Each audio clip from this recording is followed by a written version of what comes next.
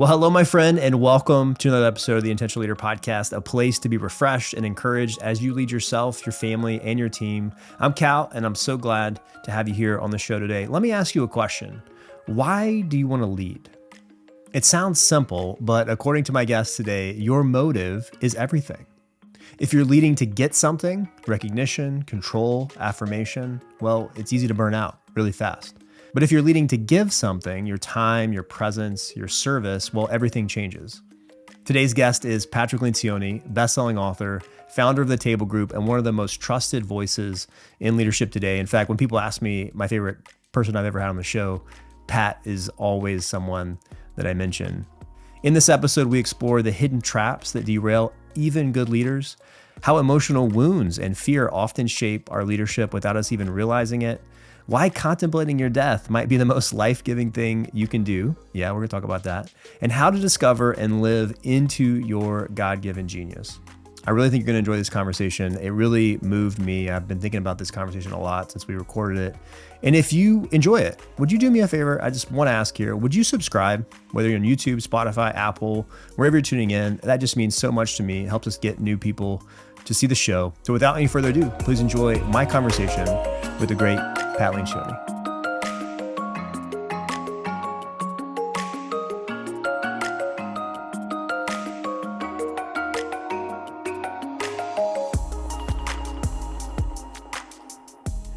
Well, I have really been looking forward to this. Pat Lencioni, welcome back to the podcast.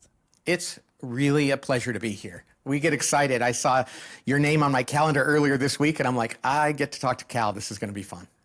I love it. I mentioned that I've been doing some teaching on leadership, and I keep coming back to your frameworks. I was actually teaching at a leadership conference recently to a bunch of military leaders.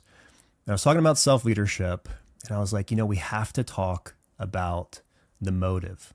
And so I can't remember if this is still true, Pat, but I know you've said in the past that if you could write your books all over again, you would have actually written the motive first. Why is it so important for a leader to be clear about their motivations for leading? Well, because if you're off in that, nothing makes sense. And that book should have been the precursor to everything. It's like, because if somebody came and said, I want to be a leader, the first thing I'd say is, maybe you don't. First, let's make sure you know why. Because so many young people are like, I want to be a CEO, or I want to be a leader, or I want to go in the military and be a general. And it's like, why? And if you really pumped them full of truth serum or bourbon, they might say, because it would be cool to be in charge, and I'd be important, and I'd have power or fame or money or something like that. And that's very dangerous. Now, most people aren't that intentional or open. They don't really know why, but we have to check that and purify our intentions, because there's only one good motive for being a leader. And that is, I want to serve others. I want to suffer more than others for their benefit.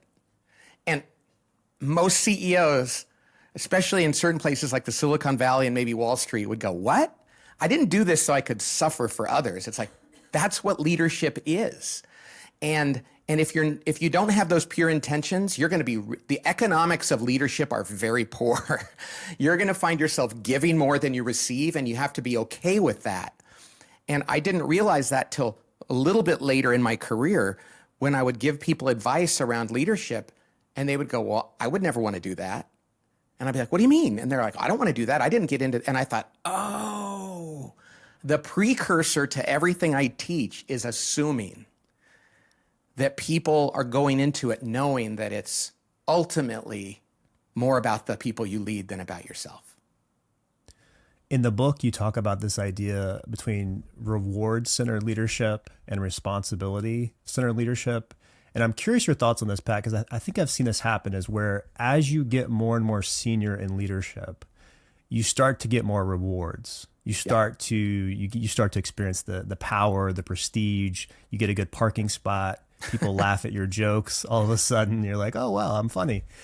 And I guess I'm wondering, is it a subtle thing in your mind? I guess, so even because you kind of framed it as you're going into leadership and you're either focused on the responsibility or the rewards. But I'm wondering, do you also see it kind of start to creep in as leaders progress, like those rewards start to end up being, even in a subtle way, they might not even be conscious of it, but it's like the affirmation, the accolades, that starts to become the primary driver as opposed to the responsibilities.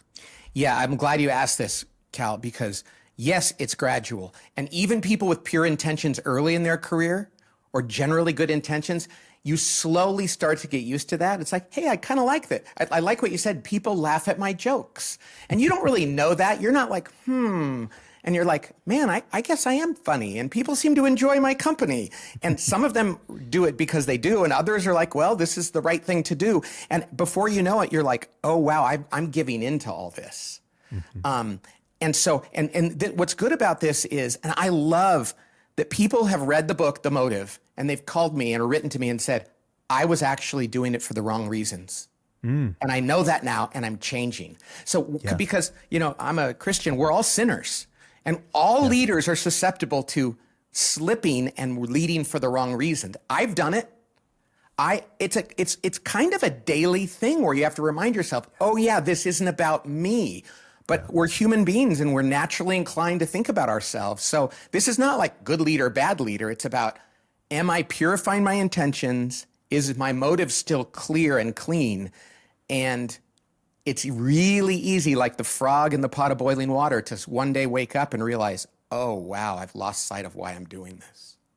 I love that you put it that way, because that ends up being, to me, a more encouraging message of like, okay, if I've started to get off track, I can get myself back on track. And I love how you mentioned that it's a daily thing. Pat, I had a general on the podcast. His name's General Pat Work, and he's now the commander of the 82nd Airborne Division. I got to speak to them years ago.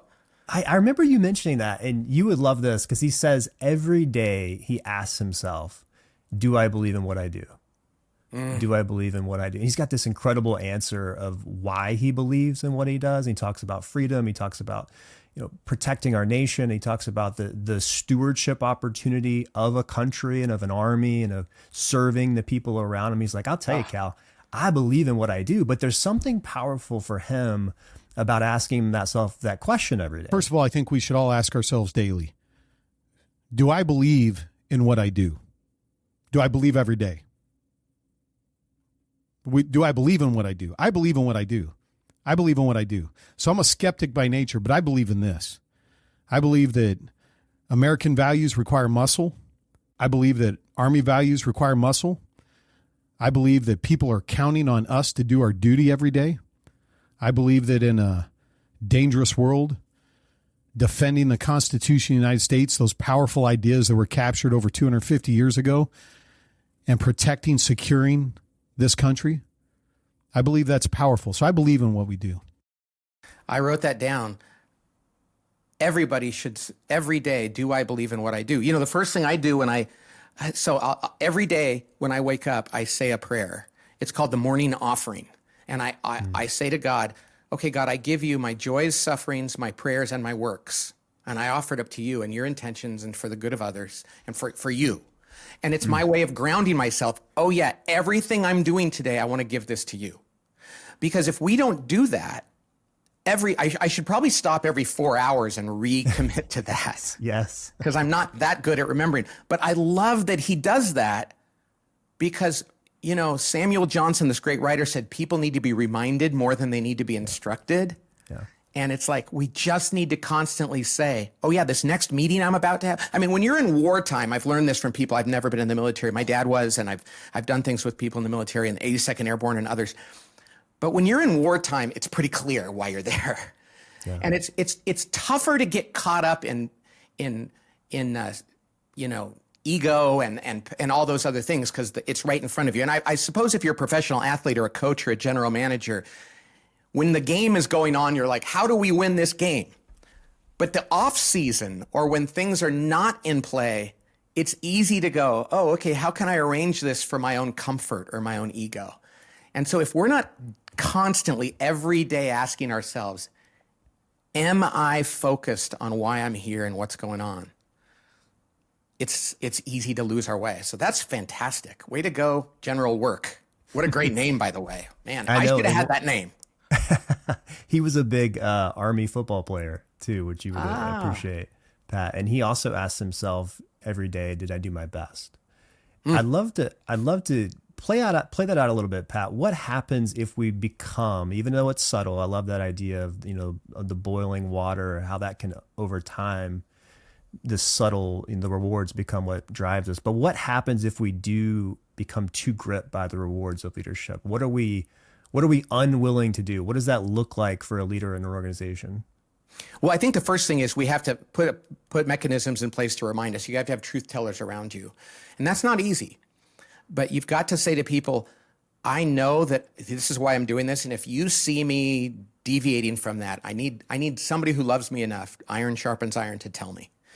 And then I think you just got to go back and be willing to, there's this great, I don't know if it was St. John of the Cross who had, I love this. He said, whether a bird is tied down by a chain or a string, it doesn't matter because it can't fly.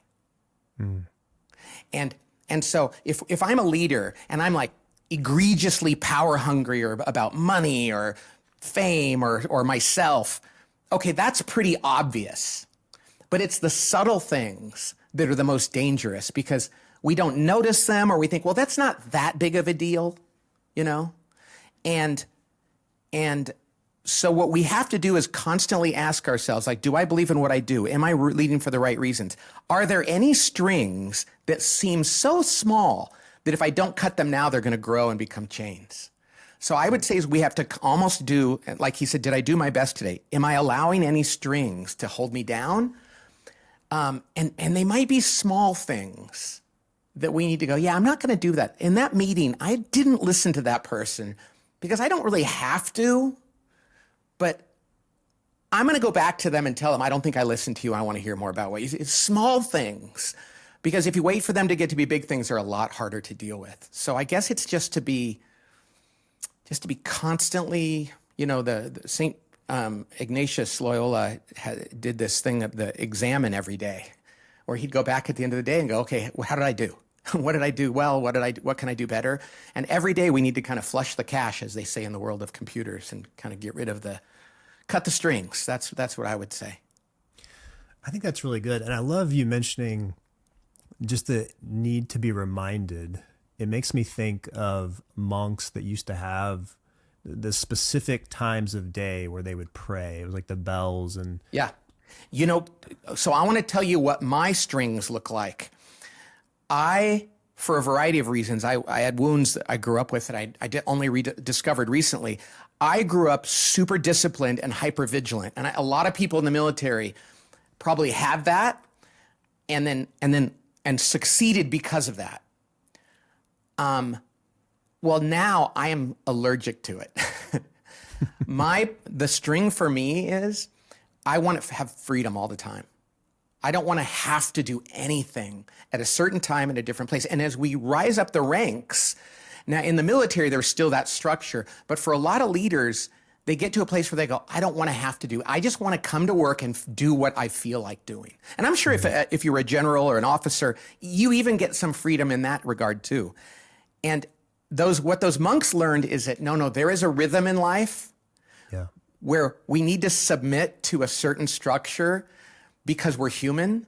And if we just want freedom to do whatever we feel like at any given time, we will devolve into not being productive and even chasing things that don't matter. So even I wake up every day and I try to pray and I try to remind myself this, and my wife and I do a prayer together every day. And I'm so allergic to it. Every day I'm like, oh, I have to do this. And then every time I do it, I'm like, that's the most important thing I do every day. Yes, it is so true. And the other thing about the rewards too that I was reflecting on is the rewards of leadership are automatic. As you progress, they come with, they're part of the role. But the responsibilities will go unattended to unless you step into the breach, unless you step into the gap. Yeah. And I think that's why it's so important to have some mechanism for leaders to renew their mind every day, to take captive their motives, their approaches. Another thing I want to talk to you about, Pat, and I know that you fairly recently are coming back from a sabbatical. I believe it was about 6 months. Yeah. And one of the things I've heard you talk about, and this is 100% something that resonates with me, is being driven by fear versus being driven by joy or love or some other motivation. So this is almost even maybe a deeper part of this idea of the motive. It is. But I can absolutely relate to that, because when I reflect on my leadership, my worst moments are when I am driven by fear. And I think in some ways fear, and maybe I'd love to hear your take on this, in some ways it seems like fear is one of those things, again, that will kind of always be there a little bit. But I just find that when it's truly in the driver's seat, that's when I'm getting in trouble. So I'd love to know, and feel free, and we could talk about as much as you'd like, but I'm just curious what advice you would give to leaders as you come back from this kind of sabbatical period about that idea of being driven by some of our fears or some of our wounds even, compared to this idea of maybe being driven by something else, like more joy or love, or even just a sense of freedom. Yeah, I'm glad to tell you about it. So, and you're right. You hit the nail on the head, like the motive. So I wrote the motive about it's been 5 years ago.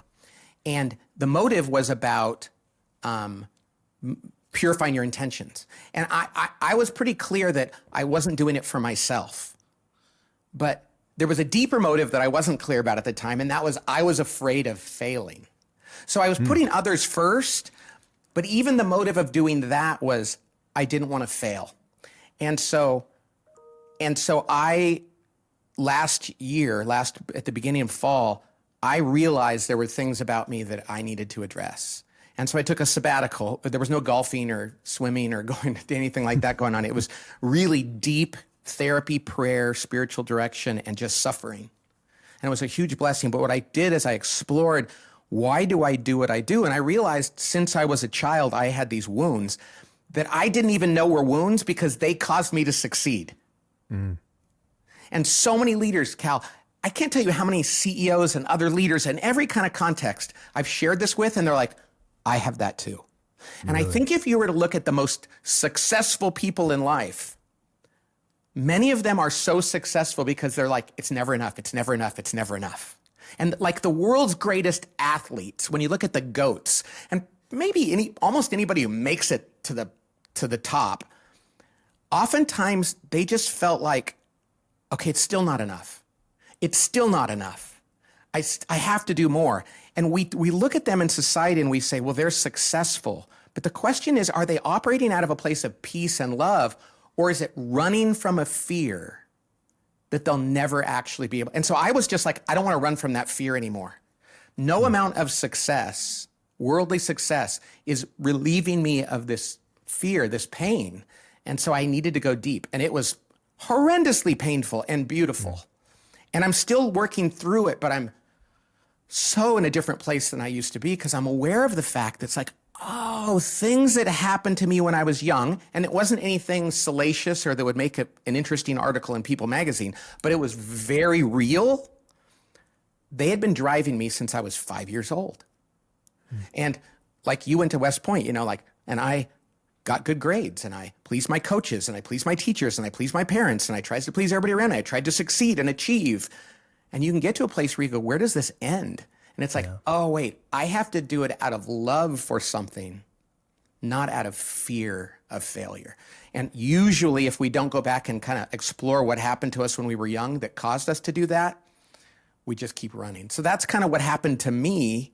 Wow. And now I'm trying to operate from a place of just finding out what God wants me to do and loving people and helping them and knowing that I'm okay even if I don't succeed in everything I do.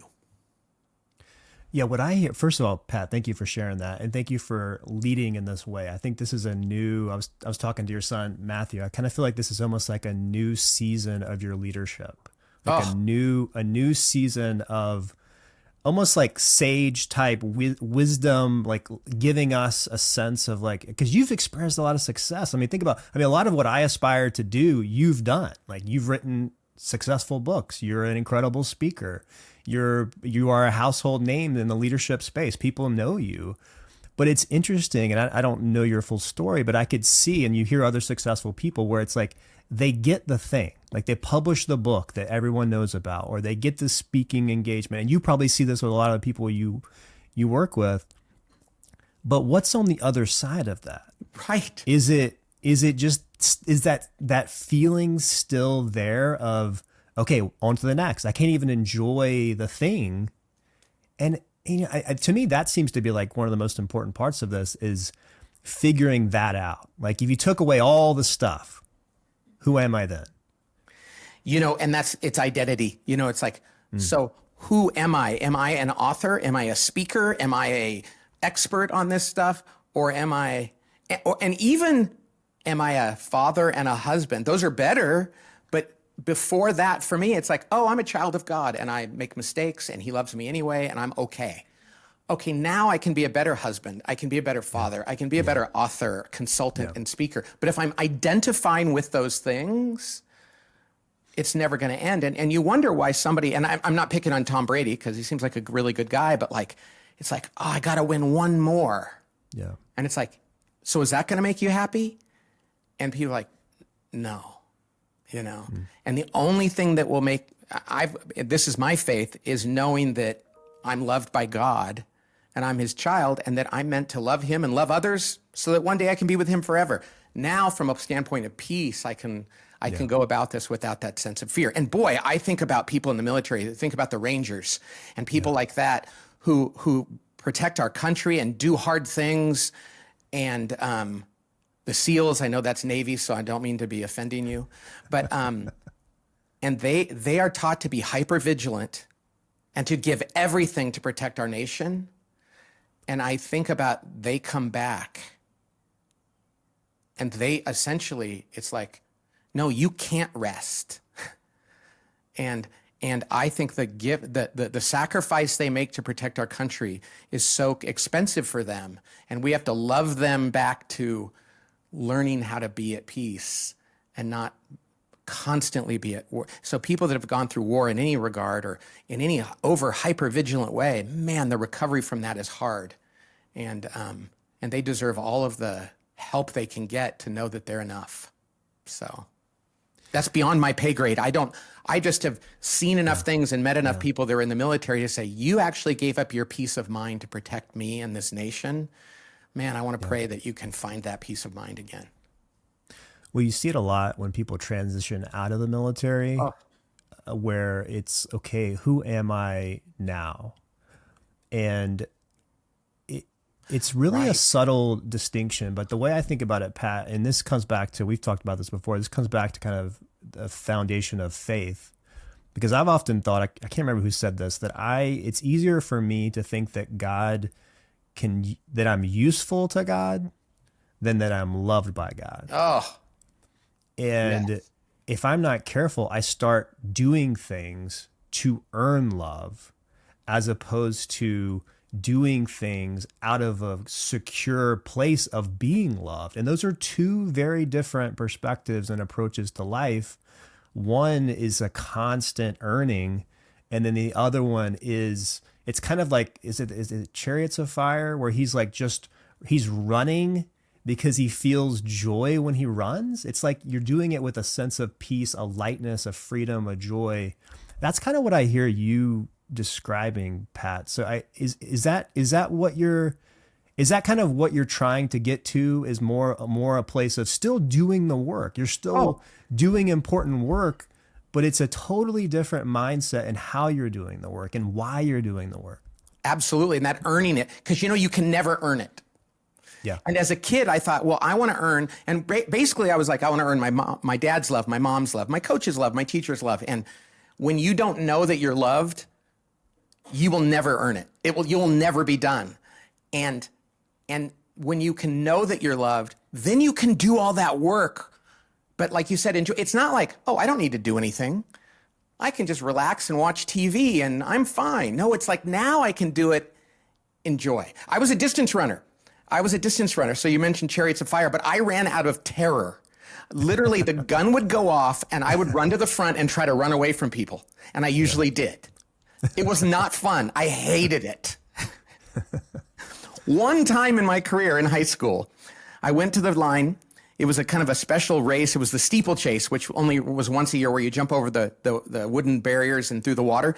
And I was like, I shouldn't even be in this race. I just don't want to get last. So I just said, I'm just going to run for fun, and hopefully I'll be able to beat someone. What happened? I relaxed. I had fun. I started going better. I saw the guys way out in front. I caught up to them, and I won. I never did it again. I was too afraid. We are meant to run and to live and to serve in joy, knowing that the outcome is not what it's about. It's detachment from the outcome. I think that's what Arthur Brooks talks about. When we are detached from the outcome, you know what I love? I work with athletes. My sons have been athletes, and one is still in college playing some sports. And I love that thing that, it sounds very harsh to people that don't understand in the military and things like that. But what was it that was it the Spartans? Was it they that said they would get ready to go to war and they go, today would be a great day to die? Yeah. In other words, they were like, I'm not afraid. Yeah. Freedom. I'm not doing this out of fear. Now, I know for most people, they're like, ooh, that's dark. But what they're saying is, I'm going to do my best. Whatever happens, happens. And that frees us up to be the people we're meant to be. So I probably wouldn't say that on a lot of podcasts. People go, what are you talking about? But military people understand that. It's like, hey, we've already given our lives for the country. We now have to go out and perform and leave it in God's hands after that. Yeah, and it goes to a deeper motive, a deeper purpose. Yes. I think that allows us to do things that are hard, that are meaningful, but not lose ourselves in the process. Yes. I'd love for you. So Pat, one of the things I love is you have this incredible perspective of course, you lead yourself well. You live this stuff, but then you worked with, we're all trying, but you worked with so many different teams in all different contexts. You work with leaders at different stages. So one of the things I thought might be neat is for you at this kind of stage of your career to give some advice to leaders at different stages of their career. Hey, if you're enjoying this episode, I think you'll really enjoy my weekly newsletter. It's called The Intentional Letter. Each Sunday, I share reflections on inspiring leaders, lessons I'm learning while I teach leadership, books I'm reading. It's short, it's thoughtful, and it's designed to help you grow as a leader and as a person. And best of all, it shows up for free in your inbox every week. I'd love to have you join this community of leaders. You can sign up right now using the link in the show notes. All right, let's get back to the episode. And so I'd love to maybe start with, you're talking to maybe someone in their 20s. Maybe they're just about to take a leadership role. They've been an individual contributor. They've been successful. What would be your advice to that young leader who's just starting out? What should they focus on? What should they avoid? What are the pitfalls? What is important in that early stage of leadership? So it's going to seem odd. Go deep in exploring your own. It's in your 20s that you're first able to actually look at yourself and your wounds. And so we tend to go, oh, you don't have to worry about that. No, do it now. Do it now. Go and say, who am I? Who was I? What assumptions do I make? What wounds have I maybe not even identified? That's the period in life where you're meant to do this. It makes everything else easier. And it's so easy for people to go, well, I'll do that later. I need to get my life going. I need to make enough money. I need to get my savings account going. No. Come to know yourself. Understand that in a blink of an eye, you're going to be 70. And if you do it now, everything else is going to happen. So I would say invert the thing we normally think, which is like, well, I'm just supposed to have fun now and work really hard and save and both have fun and be intense and climb the ladder. It's like, no. Before you even step your feet on that ladder, get to know yourself, because you might be climbing the wrong ladder completely. And so I think it's easy for people when they're young to put these things off. Man, I think it's a great thing. I think everybody should contemplate their death every morning. Go, I am going to die one day. Let me look backward from that moment and say, what do I want to do today? And people do that as they get older. Do it when you're young. Give yourself the best advantage, Put in place all those things we just talked about and do that now. So if I could go back and talk to myself in my 20s, and as I talk to people in their 20s now, it's like, this is the time to really explore who you are. understand faith. People often go, well, I'll look at that when I get older and when I have kids. It's like, no, that does not make sense. So I'd say invert the pyramid and say, go deep now.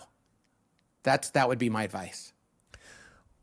I got two questions on that. One is, if someone does do that, they take your advice, what pain are they avoiding by doing that? That's a great question. Down the road. Because I kind of want you to motivate people to do it, because you're right. But there'll be that temptation to put it off and say, but what does that really give me in my life if I do that now? I can do that later. Yeah. So that's a great point. You're going to front load the pain of looking at those things, but you're going to offload so much of that moment to moment pain that goes with having that thing hanging there and not even knowing what it is. And you'll talk to a lot of people and they go, I really don't want to go to counseling because I don't want to go there. I don't need to do that. And it's like, oh no, do it now. It's easier now. And and what's interesting about this question, Cal, it's that because I'm realizing, like, so if you do that, what do you do in your 30s and your 40s and your 50s and your 60s? I don't think age is the right way to look at this. I think the question is, are we going to front load wisdom, or are we going to wait till life forces it on us because of things that happen around us? Yeah. And most people wait until it's forced on them. And I would just say, do it early. Do it early. Enter the danger of looking at yourself and exploring these things when you're young, so that you can have that much more joy and peace and freedom throughout the rest of your life. And if you don't do it in your 20s, then my advice is do it in your 30s. If you don't do it in your 30s, I have some advice. Your 40s are a perfect time to do it. You know, what's that old Chinese proverb? What's the best time to plant a tree? 20 years ago? And the next best time is today. Today. Yeah, that's so good. And I have noticed that if I don't do it, it leaks out. It's not that it's not there. It affects your relationships. It affects your leadership. And so it's there's pain either way. It's just, which pain are you choosing? Are you choosing the pain of doing the work and confronting it and hopefully experiencing the goodness on the back end, or are you going to let it leak out into your relationships, into your peace down the road? What would be, last question for the 20-year-old, and again, I know the age is just kind of a way to think about it, but what would be the first step in that process? Like, practically, what should they go That's do? a great question. I'm working on something right now. My next project is to help people take a simple questionnaire that will give them a whole vision of them. I'm going to call it Leader Scan, I think, but it's for anybody, where you can do a questionnaire and then sit down and talk to somebody about the results and simply identify the likely areas to further explore. I'm not qualified to diagnose or treat people, but I do understand what it takes to kind of take an honest look at yourself. And there's things, whether it's your personality style or what you're good at in your work, and then how you grew up, and then the catalog of wounds that exist out there, and like which ones do you think apply to you. And I want to help people take step one. And I think that the title of the book I'm going to write is going to be called Start Here. And all I want to do is on-ramp people to like some self-awareness. Yeah. That whether you were 75 years old or 25 years old, it would allow you to go, oh, there's some low-hanging fruit right there. Yeah. And then take some steps to picking the low-hanging fruit. One of my favorite books that I recommend to my students is Emotional Intelligence 2.0. And I noticed you wrote the foreword in that book. And because I just love the framework. It's just self-awareness starts there, and then you manage yourself, and you have social awareness, and you have relationship management. So at the end of the day, like, if you want to lead yourself well and you want to lead a team well, become self-aware. And the earlier you start that, the more you're able to manage yourself and manage relationships. So Pat, let's go to the leader who's in their 30s. And again, age is just a way to think about this. They've been leading for a little while. What should they focus on? What should they really be thinking about? What would be your advice to your 35-year-old self? Well, it would be the same advice I gave my 25-year-old self, because I hadn't done this yet. But let's say you did it when you were 25. You know, I'm not sure, and I was thinking about this, I'm not sure that the age matters. I mean, it depends what you're going through, but I would just say, contemplate your death every morning. And you're 10 years closer to that, you know, than you were 10 years ago. And continue to do those things. You know, for me in my 30s, I launched my company in my 30s. I wrote my first book in my early 30s. We started having children. I bought a house. So that was what was happening in that time. But for some people, they did it in their 20s. Some people, they're not quite there yet. So it kind of just depends on what's going on. But there's no time like the present to get to know yourself and to know God and to put your priorities in order. And if you're in the wrong work, you know, the best time to change your job is 10 years ago or right now. and the working genius thing, I would think it's like, ask yourself, am I doing every day the things that God has given me the ability to do well? And that doesn't mean like you went to law school, right? Yeah. But a lawyer isn't a lawyer. There's 100 different ways to be a lawyer. Look at your working genius and say, I want to use those geniuses, those gifts in my legal work. So it's not like you should change and go work at an amusement park or be a professional football player. It's about, am I using my gifts in the context of what I do right now? And if there's no way to do that, then find a way to do it. So I would say it's, don't think that because you're in your 30s and you have more responsibilities, you're locked into a career a certain way. Some people go, oh, well, I'm in my 30s and I've done this forever, or for 10 years, which seems like forever. I guess when I retire, I'll be able to do the things I really want. No, that's a myth. So I love that. I love how you tied it to the working genius too, because when we first chatted on the podcast, that would have been about, I think it was probably 3 or 4 years ago.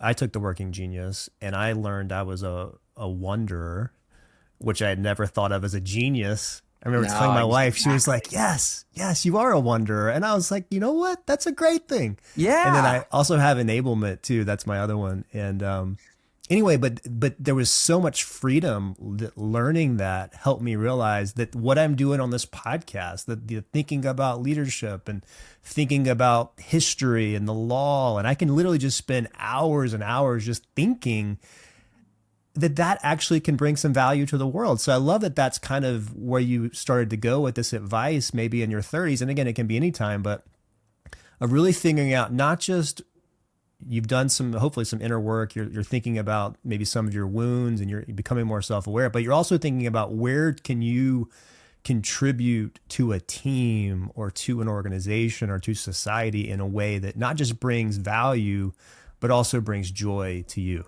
Yeah, and when we say it brings joy to us, it's not like that's selfish. It's like we are meant to do the things in our lives that give us energy and joy. God gave us a gift. Cal, you're born. Here's the thing you have. You're born with this. You're a thoughtful, pondering person who loves to respond to the needs of others.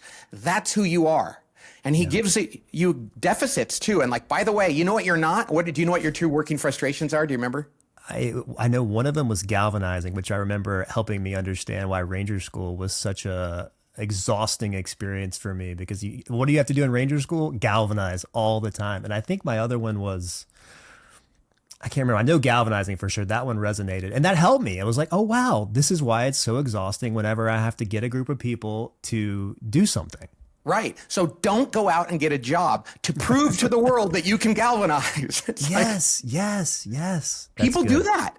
People literally look at the things they're worst at. I can force myself to do that. I knew a guy who was in accounting for 20 years. And he said, I did it because when I first got my job in accounting, people said, you'll never make it. So I proved them wrong over 20 years and I hated it. It's like, whoa. This is like another angle to that same thing we were talking about earlier of just like, are you kind of this constant desire to prove to someone, maybe even someone you didn't even like. But for me, Pat, galvanizing was always hard because I viewed that type of leader as the archetypal leader.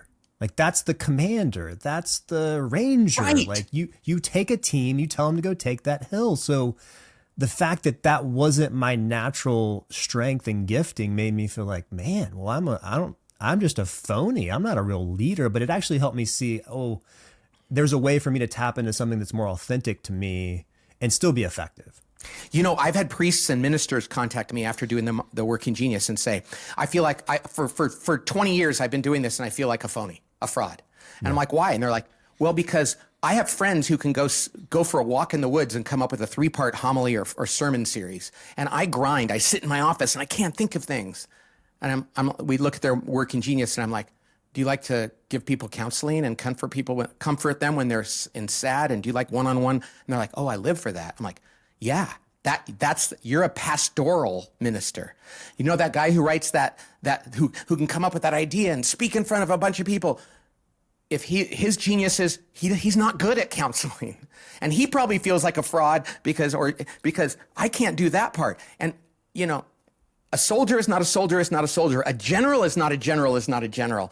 You all go through it differently, and knowing what your gifts are and surrounding yourself with people that can fill in your gaps is a wonderful thing. And you have a podcast, and these questions are thoughtful, and you're processing that.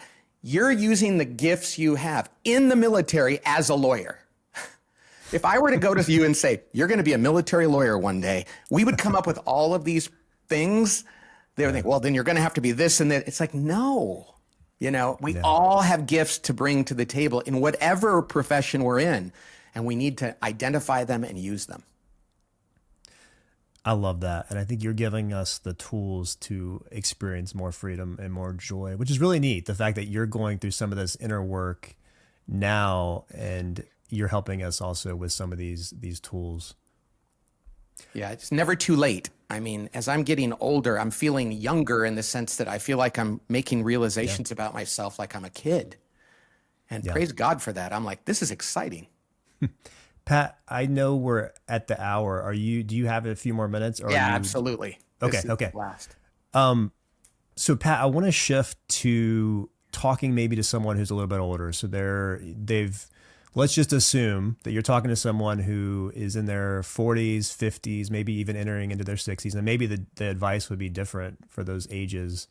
But maybe someone who's a little bit more senior. They have led a team, they've maybe led an organization, and they are starting to get towards the latter part of their career. What would be your advice to that person? And I ask this too, again, you have worked with so many leaders and CEOs, and you've seen people at this stage. Yeah. Okay, so here's the big thing. When you get older and you start to realize these things about yourself, there's this self-attack that happens. It's totally not good and it's not healthy, but it's very normal. And that's that we go, oh no, I've made mistakes.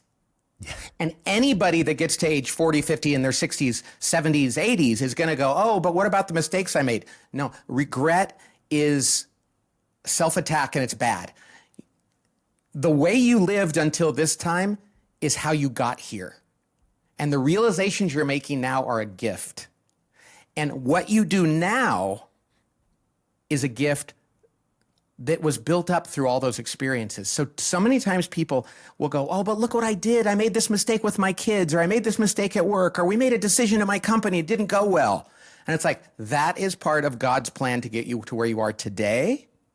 Rejoice in that. You know, Paul said in the Bible, rejoice always, pray without ceasing, give thanks in all circumstances. That's God's will for us. And so it's kind of like, oh God, I made mistakes, but I can now be different. You know, things didn't go. And gosh, I talk to people that are 30 and are regretting things, and people that are 75 that regret things. You can be 75 and go, man, I just realized this now. This is fantastic.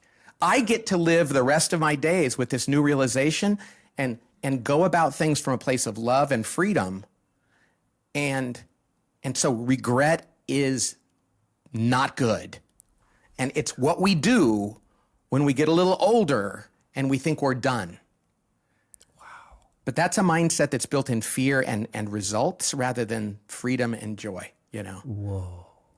Wow, Pat, I just had this realization as you were talking, because one of my thoughts and disappointments is that so many, and I'm thinking especially about men, get into, it seems like their retirement years, and they kind of put themselves on the sideline. Oh.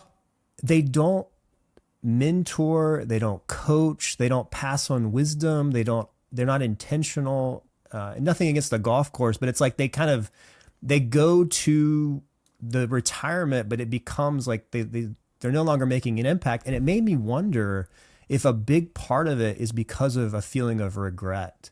Yeah. Of like, I'm looking back on my life and it's kind of an insecurity and you're thinking, well, I messed this up. I didn't do that. So I'm going to put myself on the sidelines, as opposed to fathering and mentoring and really kind of being that sage in that latter part of life. You know what I think? And I didn't have this answer beforehand. Most of these answers aren't prepared. Because others, I've been asked these questions before, but many of these are new. I think what they do is they go into retirement and think this is a time to distract myself from thinking about those things, which I understand, but that's not a good thing there. And so we pursue things that cause us not to have to reflect. Because I think we sideline ourselves, but it's like, I just don't believe anybody should ever retire. And Working Genius has helped me with this. It's like, just do the things that give you the most joy and energy. And people say to me all the time, what are you going to do when you retire? Well, in Working Genius, I'm an inventor and a discerner, which means my whole life is coming up with ideas and curating things. I am doing the stuff I love. I'll do it in different ways for different people in a different context, but this is retirement for me. And you'll probably have a podcast when you're 65. It might be about something different. It might not be. But the idea is you love this, like thinking and pondering and asking questions to serve others. That's a WE. And so the idea is we should never retire. We should just fully live into the gifts God gave us and give ourselves permission to not have to do the things that we don't love. Now, when you're younger, I'm in my 30s and 40s, I have kids. I have to do things I don't love because they need their diaper changed, or they need me to coach their team, or they need me to help them with algebra, none of which is easy for me. But when we get a little older, we actually have the freedom to further lean into the things that we're meant to do. What a joy that should be. And I don't know, maybe golfing, playing spider solitaire, and fishing is the thing. There are people out there that said, God put me on this earth to do some of those things. And that's awesome. But so many people default into those things because they're like, well, that's what the retirement brochure said. And it's like, no, burn the retirement brochure. Maybe the pickleball tour is right for you. That's not my thing, though. It made me think it's almost like another version of the reward versus responsibility, and later in life a little bit. Another thing, Pat, that I've thought about is that when you're going back all the way to where we started with the motive, if you get too focused on the rewards, you will not do the responsibilities. If instead you focus on the responsibilities, which I think exist at all stages of life, you get a different reward, and it's a lot deeper, more beautiful reward of impact. And you get to see the dividends of your life and the way that you impact other people. So I was almost thinking like it's a different reward. It's just a deeper, it's a joyful, it's a meaningful, what you said about like thinking about the end of your life. I mean, at the end of our life, what do we really have other than what people say that we did and how we impacted them and how we made their lives better? So I wonder if you could almost play that out throughout the different stages of your life, and really an example of a life well lived too. Yeah, and I would add something to that though, because if we think it's about the end point and looking back into what we did, that can become dangerous because it can be an outcome focused. If you're living into the geniuses you have and the gifts we're giving, then the process of bringing that about will be a reward too. Yes. And it's an interesting thing. This is a puzzle. And as a W, you love pondering this. You're deeper than me on that. But here's what I'm thinking. It's like, so I should do the things that bring me energy and joy to serve others. Yeah. Then doing it will be beautiful and the result it brings about. But if I focus on just serving others, even in ways that hurt me, like on a regular basis, then it's going to be like life is supposed to be just a grind. And at the end of it, what it says on my tombstone will be the outcome. And this is where I think understanding what we're meant to do, then the discipline itself becomes a reward. It's kind of like this. So I'm Catholic. I go to mass. When you're a kid, you know, I don't understand mass and I'm bored and I'm like, oh, I have to go to mass. Okay, I did it. It's like penance. Mm-hmm. Now I go to mass, and being there and understanding it is beautiful. And it's like, oh, what I thought was I learned about myself and who I am. And doing this discipline is now its own reward in addition to with the end point. I don't know if that makes sense. It does. Well, I think it's an important, I'm really glad you made that point, because I can also see how focusing too much on the end then just becomes another form of almost bondage in a way. Yes. And it keeps you from enjoying the moment. You know, I look at, should I be like Mother Teresa? Or I meet a nurse who's taking care of the sickest of the sick. And I think, what's wrong with me? I should be doing that too. And then God would say, did I give you that gift? I'm like, no, I suck at that. You should be building houses for the poor. Really? He's like, did you have that gift? No, I suck at that, God. You know that because you made me. He's like, yeah, that's not what I put you down there to do. Do the things you're good at, but do them for others. And so sometimes we think work is supposed to be hard and monotonous. And God says, no, I want you to do what I gifted you to do. Do it for others. The reward will be the process. There will be rewards in the end. And just do it one day at a time. That's so well said. Well, Pat, I wanted to ask you one last question. It might be unfair to ask you this at the end, but it would probably be negligence for me not to ask you something about teams during this conversation. There's a lot of division in our world right now, and I know you have helped a lot of teams navigate. You've helped teams navigate COVID. You've helped them navigate a lot of political changes. I'm just wondering, what would be your message to leaders out there right now who are trying to create unity and a sense of cohesion at a moment where we are very divided as a country and as a society? Okay, I love this question, and it's not unfair to ask it at the end. Here's the thing. Unity comes about because there's something to unify around. And in a company, in a country, in a family, in anything, in a church, there has to be a true north. And what I like to, when I work with companies that are struggling, I'm like, so what, if the culture is divided, what I do is I go back and say, okay, what are your core values?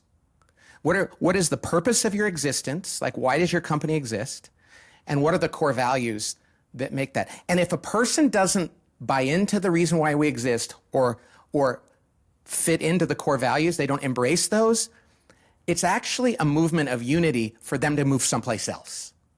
So if you want to have unity in your organization, but there's no requirement around a common denominator, that is not unity. And I tell people, like CEOs, it's like, no, actually giving people the freedom to opt out if they don't want to be part of this is actually good.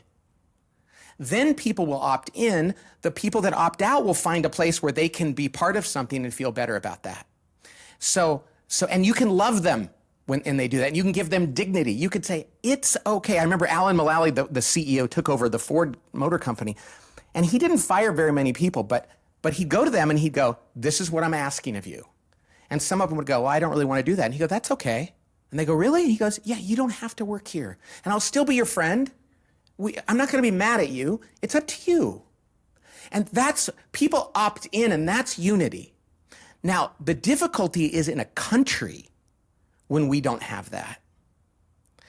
And I have really been worried over the last 20 years of my life more than any time. It's like, are there unifying principles? And that doesn't mean every single person in the country is going to believe in them, but they have to understand them and honor them. And as a country, we have to look back and go, we were founded upon this, this, and this. These are core. We are still committed to those things. Now, diversity in every other way is fine, But we have to be unified around some true north, some principles. And I think when a company or a country or a church or a family tosses out that true north, those core principles, that is where unity is destroyed. So it requires that we unify around something. And people need to have that conversation. Are we all committed to this? And go from there. So I think it's really an important question, one that we often avoid because we're afraid that somebody's going to go, well, I disagree. And we can go, okay, well, we can disagree, but this is going to be what it's about. And so it's up to you to how to deal with that. And then you can love them and give them dignity in the process. Does that make sense? It does. Very well said. You know what it made me think of, Pat, is that moment whenever I'm in a military setting and they play the national anthem, and I get chills every time because everyone in military, we stand up and we salute the flag. And we are, through our posture in that moment, demonstrating that we are unified around an idea, we're unified around what we're protecting, what we're standing for. And I think organizations need that as well. I love the questions that you pose to teams of why do we exist and how do we behave? And then to your point, it gives people the freedom to choose. Do I want to be part of this organization or not? It goes back to what we talked about before, the motive of do I believe in what I do? What do I believe in what we do? So it's a beautiful message. It's an important one, Pat. I'm so grateful for you and this time together. I'll give you the last word if you have anything else you want to pass on to leaders, but thank you so much, Pat, for your time today. It's always a joy to spend some time with you. I guess one of the things I would just say to everybody is we're all wounded in one way or another. You know, we're all wounded warriors. Sometimes we're limping and people don't point it out to us, or they think it's a strut. It's like, oh, that's just your personality. It's like, take a look at what your limp is and go ahead and address it and realize you're not alone. There's not anything wrong with you. Everybody has stuff to work on. And that's part of the process of living, is helping one another identify and continue to get better. And that's worth doing. And that's your colleagues, that's your family members, that's friends, that's even new people you meet, is you can think about, hey, what's my role in helping this person get better? And I would say that is really what leadership is. And Pat, you are doing such a great job of modeling that for us. Thank you for your honesty and openness today. And thanks for continuing to lead yourself well. And it's definitely inspiring to see. So thanks for spending some time with us today. I love your podcast, Cal. God bless. Thanks, Pat. Well, thank you, friend, for sticking around to the end of this episode with Pat Lencioni. As we wrap it up, I just want to highlight 4 big takeaways from the conversation. Number 1, the best leaders are driven by responsibility and not reward. Pat said it best. He said the only valid reason to become a leader is because you're willing to sacrifice for the people you're leading. If you're in leadership for recognition or for comfort, well, it's time to realign. And I love how he described the process for getting back on track. And you can ask yourself the same question that General Work asks himself every day is, do I believe in what I do? Did I do my best? Number 2, fear drives more leaders than we realize, but it doesn't have to. Pat shared that most of the leaders that he's worked with that are high performers are not driven by joy. They're driven by fear, which should be a warning to all of us that fear might fuel our performance in the short term, but it leads to burnout in the long term. So true leadership begins when we shift from fear to love and purpose. Number 3, your wounds and my wounds, well, they shape us until we eventually face them. Pat said, I didn't know how wounded I was until I burned out. And that's when I had to do the deeper work. So don't wait for a breakdown to do the inner work. Start now. Explore what's beneath the surface and lead from a place of wholeness.